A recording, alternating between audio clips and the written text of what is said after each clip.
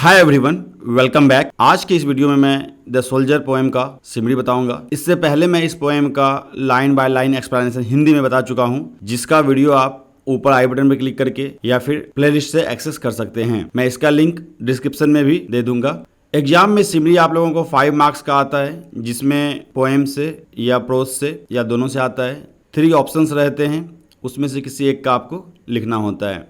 सिमरी को लिखने से पहले कुछ पॉइंट्स हैं जिसे आपको ध्यान में रखना है कि सिमरी 100 से 120 वर्ड्स का हो। फर्स्ट पैराग्राफ जब आप लिखेंगे उसमें पोएट का इंट्रोडक्शन चैप्टर के नेम के साथ में देंगे, और जब सिमरी का बॉडी लिखेंगे उसमें 2-3 शॉर्ट पैराग्राफ पोएम का जो मेन थीम है वो लिखेंगे, और लास्ट में कंक्लूजन लिखेंगे कि पोएट क्या मैसेज देना चाहता है या फिर आप इस पोएम से क्या लर्न किए। ऐसे ही मैं पहले आपको सिमरी लिख के बताता हूँ, फिर उसके बाद मैं उसका हिंदी में एक्सप्लेनेशन बताऊँगा।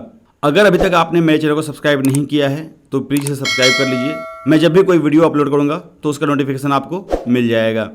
तो ये सिमरी है पोएम का, ध्यान से आप देखिए, फिर आपको बिल्कुल ऐसे ही एग्जाम में सिमरी लिखना है। The poem the soldier has been composed by a great war poet Rupert Brooke. It is a patriotic poem in the form of a sonnet. In this poem, the poet describes an English soldier who goes to a foreign country to fight for his country.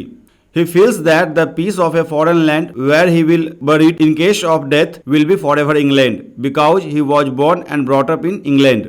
This poem expresses his sense of gratitude for his country, for everything he got there, the flowers, the air he breathes, and the laughter he learned from friends.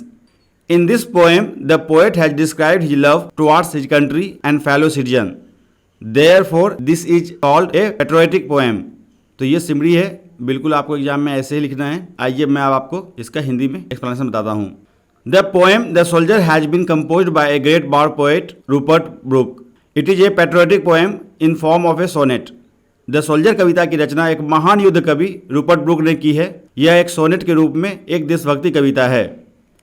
In this poem, the poet describes an English soldier who goes to a foreign country to fight for his country.